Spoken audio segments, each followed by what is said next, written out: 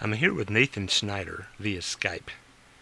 Now that Pope Francis has declared his concerns about the climate crisis and a global Catholic climate movement has gained a head of steam, I thought it was time I finally asked him about that and about the Occupy movement and the church. Nathan's been writing on topics like these that are of great interest to me in my work in Occupy Theology and now EcoEcclesia. He's written things like A Global Climate Catholic Movement None Too Soon. Things like 2 books, From God and Proof to Thank You, Anarchy, Notes from the Occupy Apocalypse. Nathan, thanks for taking the time to talk with me about this. Well, I thank you for initiating this, and I've had the kind of odd experience of first writing a book about God, about proofs about the existence of God, and then another book about Occupy Wall Street, and those two things are not normally joined in most people's heads, but for me, in some way, one led into the other, the very abstract spiritual questions just kind of naturally started blending into the political and again the spiritual. Now, a lot of what I'm working on is trying to figure out what to do with that Occupy moment and the issues that it raised and the repercussions and the waves that have been coming out from that experience. One of those is climate and this economic, spiritual, political challenge of dealing with of learning how to become stewards of the earth again. And then another is more particularly about economies and how we can build economies that are really more just and more suitable to the planet that we inhabit. In a Krista Tippett interview, you described a moment when the Occupy Wall Street movement confronted Trinity Wall Street Church, seeking to gain a kind of asylum in some empty parking property owned by the church after being pushed out of their encampment at Zuccotti by the New York authorities. When Trinity refused, you described the gathering outside of Trinity as the movement saying, "Church, be the church." Yeah, absolutely. I think it was a very strong call to churches, to people of faith anywhere, to pay attention, and it was an uncomfortable call. I think that's important. It was not a polite call, and I think prophetic calls rarely are polite, and they're often kind of rough edged. But it also struck me how over time eager to learn from our traditions that the activists tended to be. One could have expected them to be very anti-religious and so forth, and they were not generally churched, but they were, I think, people who were interested, many of them, in what they might have to learn from religious traditions as well. So I think that was a very revealing moment, and one that I still am kind of trying to unpack. So after 2 or 3 years, I have friends ask me, "So what happened to that movement? It kind of died, didn't it?" And I have to remind them of how the civil rights movement had a big beginning with the bus boycott, followed by some long periods of relative calm as they worked behind the scenes and reacted to subsequent social issues around equality. Yeah, and I think the real test of a movement is its ability to pivot and to shift from one set of tactics to another and one moment to another. And that I think that has been a challenge for people in Occupy. There was such a burst of energy; it was so quick that it was, people kind of fell in love with that, and it made it hard to shift towards something else. And so people have been shifting to a lot of things at once, but I think thankfully a large part of that has been toward climate and toward environmental issues, and especially environmental justice. Recognizing that environmental issues are not just issues. They're not just abstract concepts or policy questions or future predictions. They're things that are being inflicted on poor communities in the global South and communities of color disproportionately now, and so it's striking how I was in a meeting recently with a group of mostly former Occupy activists who group of us are now just started a direct action group focused on environmental justice and environmental racism. And we were in a meeting with some activists from the Black Lives Matter community. And, they were just, they expressed a lot of frustration about how white the environmental movement has tended to be and how unwelcome they've felt in it. And it was, of course, that was expected, something we've all heard a lot of times.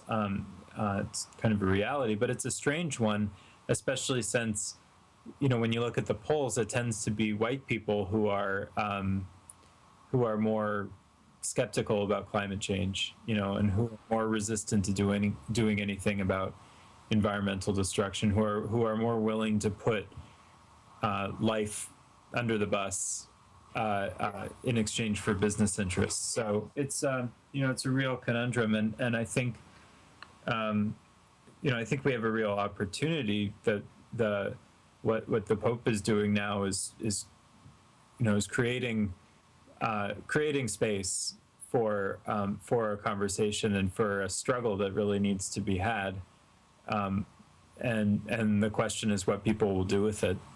But I think the encyclical that's supposed to be released this summer, is explicitly being timed in preparation for the Paris meeting later in the year. That's so important, and I'm actually going to go to Rome in early June and try to figure out a little bit about what's going on there and how people there are seeing this develop. But it's very exciting. But on the other hand, you can't expect popes to do everything, and no pope is perfect.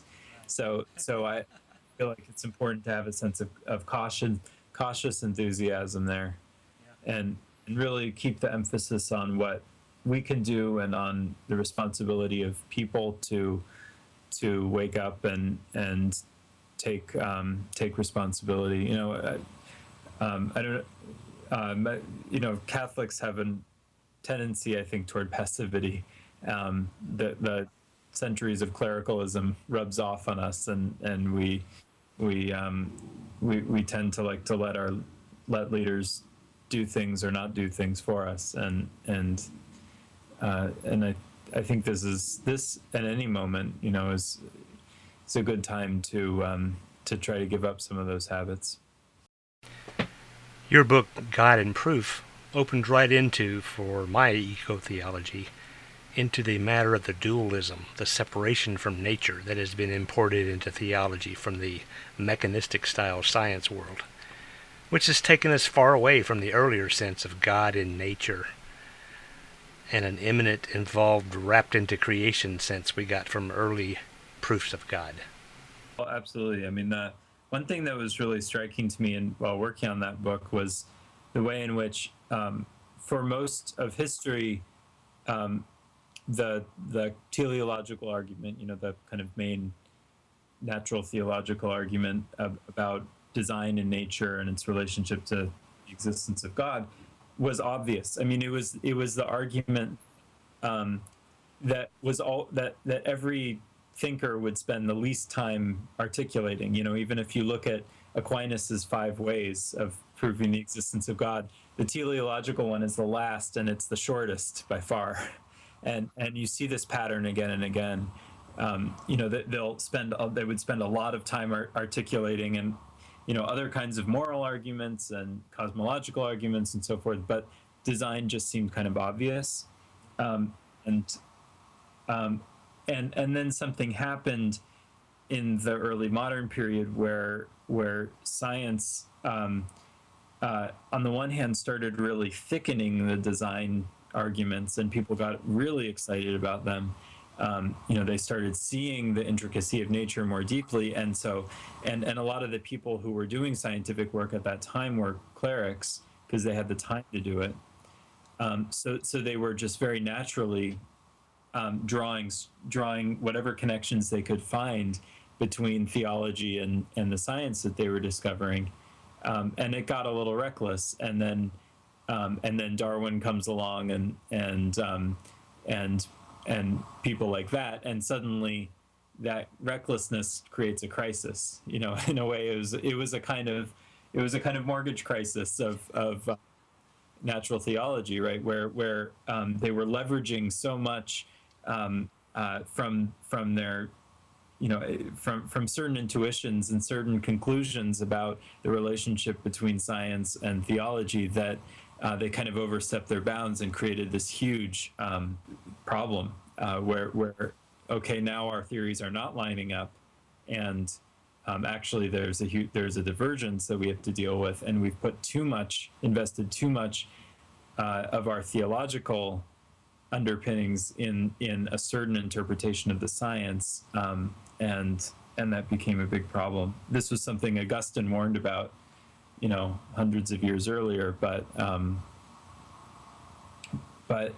how that fits with things going on right now, I think we've developed a kind of pathology in the modern world about these things where, because of that experience, we divided theology and science so deeply. And I think actually, if you look at someone like Augustine, and many of the earlier thinkers, it's actually kind of simpler than that. One shouldn't have to read in too deeply. One shouldn't take one's theology too much from whatever you're able to grasp from science, but one should also be able to be reasonable about the signals that the world is giving us. When what we're doing is so clearly causing damage, it's just not good stewardship. I think there's been a bifurcation where people think that, okay, the natural world and theology are totally separate, or theology or one is totally dominant over the other, and we lose the ability to have a kind of sense of discernment, a kind of balanced common sense about their relationship. So, I don't know how much these things play out. I mean, in many ways, I think that the key thing is just the idolatry of the market that's going on, and that's what Naomi Klein really points to. I think my next column for America is going to be about William Stringfellow, who died 30 years ago this month, and his great contribution to theology was his just rhetoric and language around the principalities and the kind of idolatries of modern life, and I think in that he has a lot to offer about environmental crisis, the way in which we let ourselves be so caught up in a creature of our own making, in this case the market, that we're unable to see just very simple evil that we're doing, that's just plain and apparent. It doesn't require any sort of mystical insight to register that we're destroying God's creation. It's so obvious. What's bizarre and mystical is the way in which we've allowed ourselves to trust our greed and our markets and our GDP.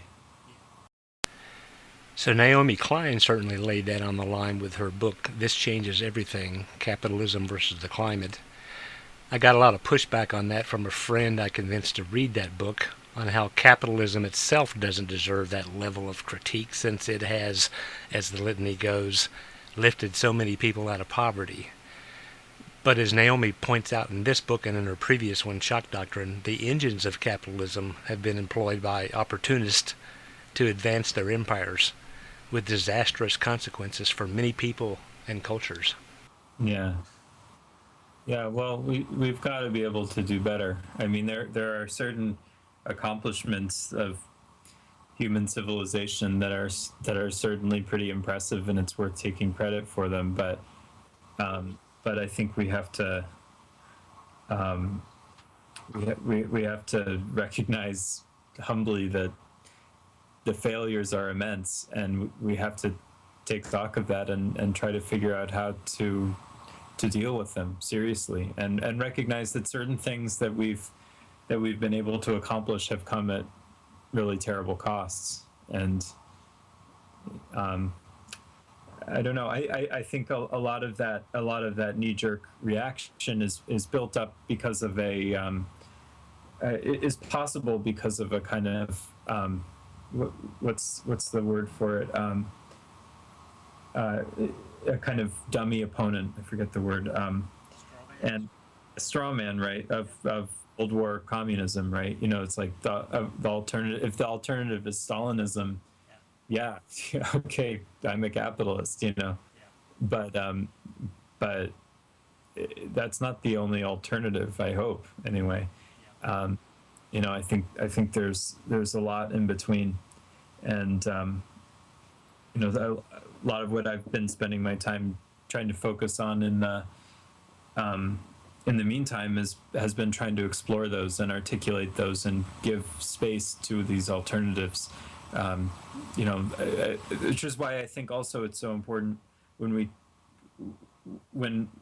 I've been trying to bring Catholic social teaching into this mix. It's important to not only talk about the Pope's criticisms of capitalism right now, for instance, but to talk about the ways in which Catholic and Christian tradition have a lot to offer about in terms of what a better society might look like. You know, we can look at,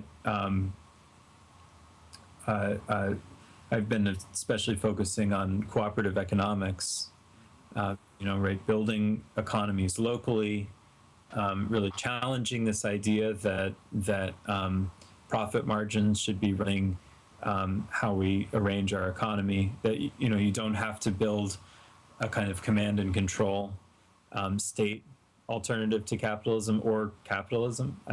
You know, I mean, and also to recognize the ways in which the current economic system, while it's often described as being a kind of free market and this sort of thing, is really a kind of state-run, large-scale, multinational corporate kind of structure.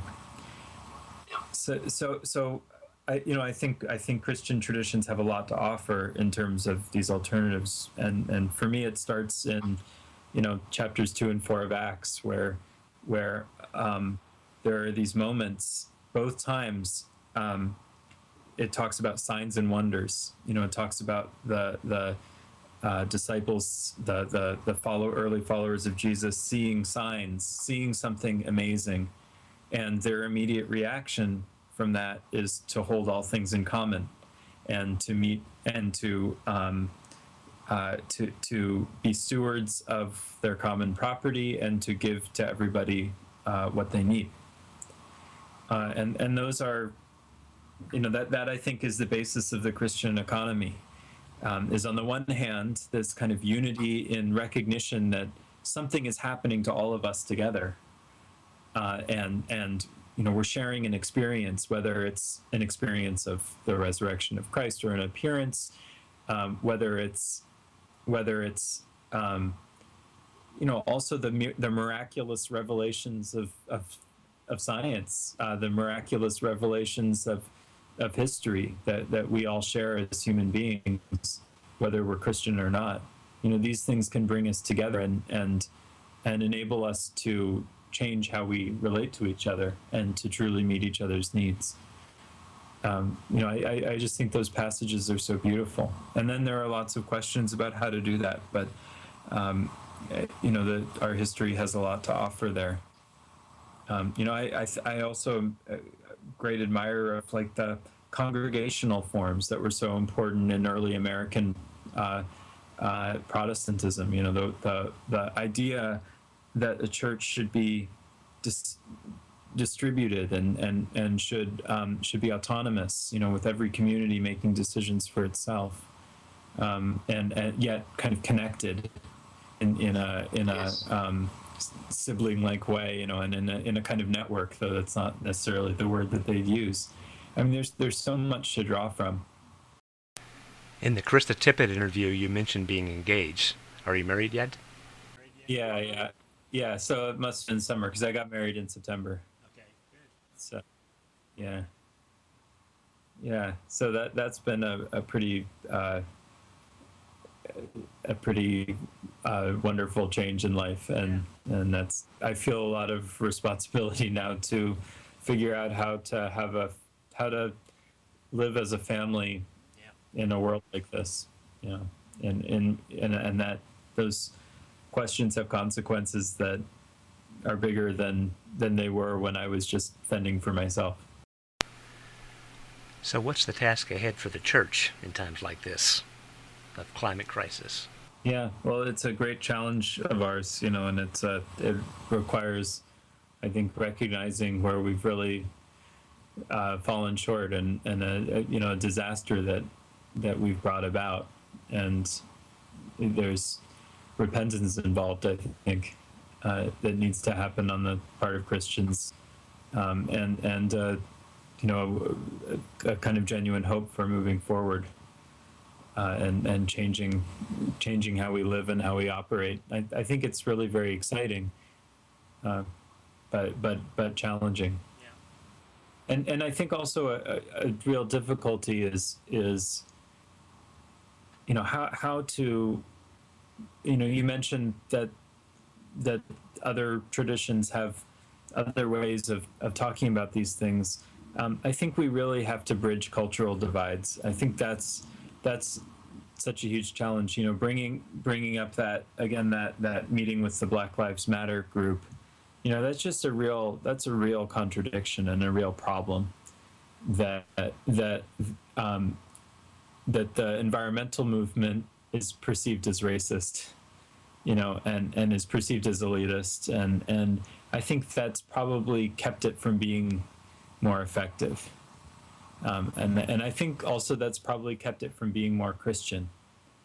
That it hasn't really articulated its message, its priorities, in terms of the poor, in terms of the fact that this is not an abstraction. This is about Christ.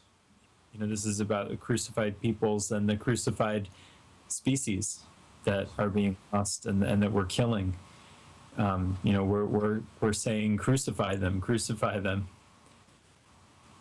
We have to be. I think we have to broaden our networks and our relationships and figure out how to do in solidarity with people who are being hit by it hardest, and help their voices rise to the top, and let their voices rise to the top, and let this movement grow stronger. Yeah, I think that's the real challenge right now, and then also just to not be afraid to demand a different kind of world.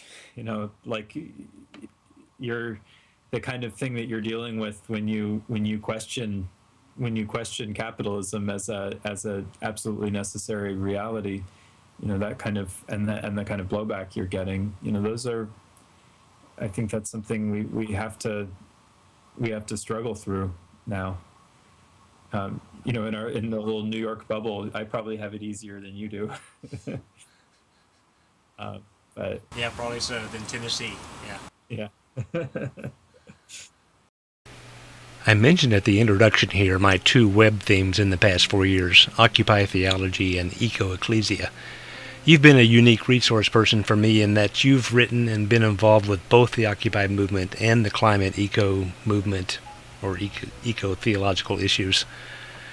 I think it's for the same reason for both of us, because of the economic issues and how each plays upon and affects the other. I think the overlap is so important. And when you talk about ecology from the perspective of something Occupy, you're making a very clear statement about what you just articulated, that this is about economic issues, and it's just right up front there. That in order to deal with this crisis, we have to think simultaneously about economy and ecology. And so I think that's, and I think there's a tendency in the kind of eco-spiritual discourse not to do that, to focus on, okay, we like the earth and we like creation, let's recycle more, and let's, pass nice policies so that we're a little less bad, rather than a kind of a more kind of rough-edged willingness to confront the system for what it is, and to think outside of it. Thanks, Nathan. Enjoyed it. Good. Well, please be in touch, and I hope we get to talk again.